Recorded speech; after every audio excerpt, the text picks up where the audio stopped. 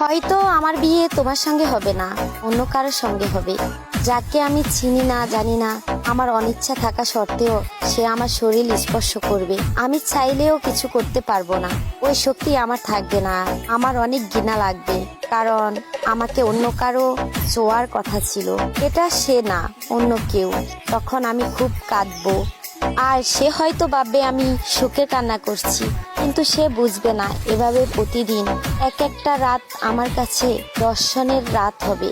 তখন আমার যে কিছুই করার নাই, কারণ আমি একটা কাগজে স্বাক্ষর করে নিজের জীবন অন্যের হাতে তুলে দিয়েছি। প্রতিদিন তার পরিবারে মন জোগাড় করে চলতে হবে আমাকে, কিন্তু আমি তো তোমার পরিবার নিয়েই স্বপ্ন দেখেছিলাম, তাদের মন জয়ের স্বপ্ন দেখেছিলাম। অথচ দেখো, কিছুই হলো না।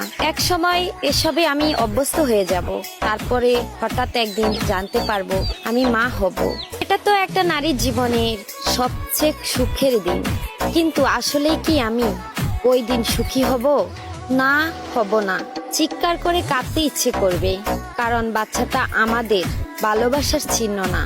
তাও তাকে দুনিয়াতে আনতে হবে, কারণ ওর তো কোনো দোষ নেই। ও ভূমিষ্ঠ হওয়ার পর ওর মুখের দিকে তাকিয়ে সব মেনে নিতে হবে।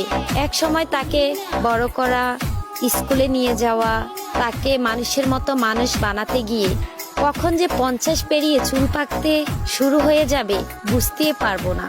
এর মাঝখানে তোমাকে অনেক মনে পড়বে, তখন লুকিয়ে লুকিয়ে কাঁদবো। তারপর দীর্ঘশ্বাস ফেলে আবার ব্যস্ত হয়ে যাব। তারপর হয়তো কোনো এক রাতে ঘুমের মধ্যে চলে যাব না ফেরার দেশে। হয়তো তুমি সেদিন জানবে না, হয়তো আমার কথা মনে করে কোনো এক বর্ষায় মুখ দিয়ে তুমিও চোখ ভেজাবে। না হয় ভিজাবে না, কিন্তু আমার মনের কথাগুলো অবক্তেই থেকে যাবে।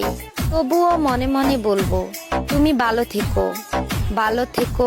আমাকে ছাড়াই কখনো আর বলা হবে না তোমাকে অনেক ভালোবাসি।